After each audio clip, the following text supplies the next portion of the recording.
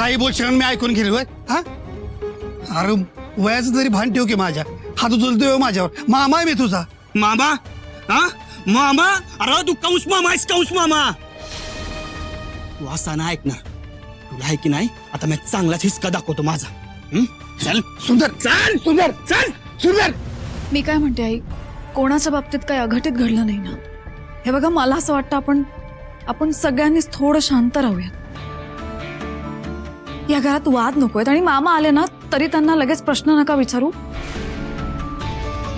आपण बघूयात काय करायचंय ते. आई मला कसं तरी होतंय.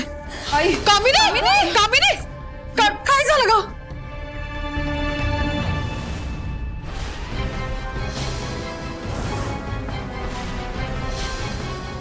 चल चल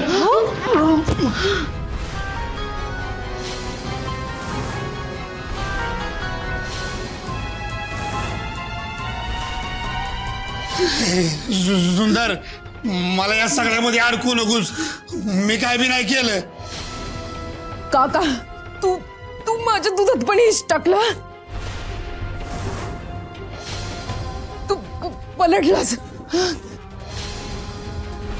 याने दुधात इष्ट टाकलंय.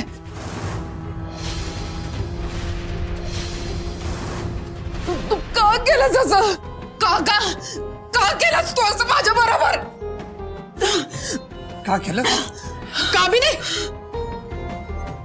का केलंस म्हणजे तुझ्या सांगण्यावरनं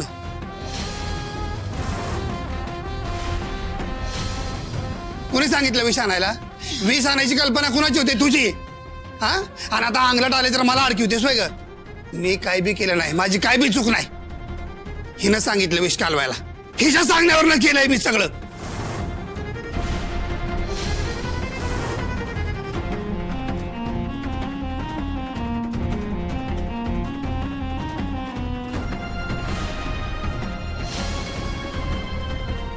असं वाटतंय ना तुमची कॉलर पकडावी, 4 कानाखाली माराव्यात तुमच्या.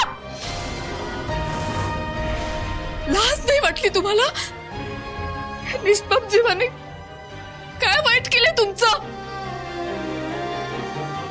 वयाचा आणि नात्याचा मान अडवा येतोय ना म्हणून गप्प बसली.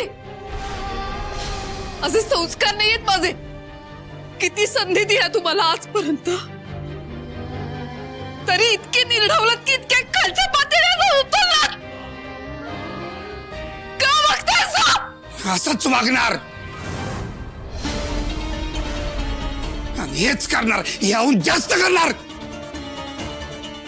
हे सगळं माझ्या बापाचं आहे, माझ्या हक्काचं आहे.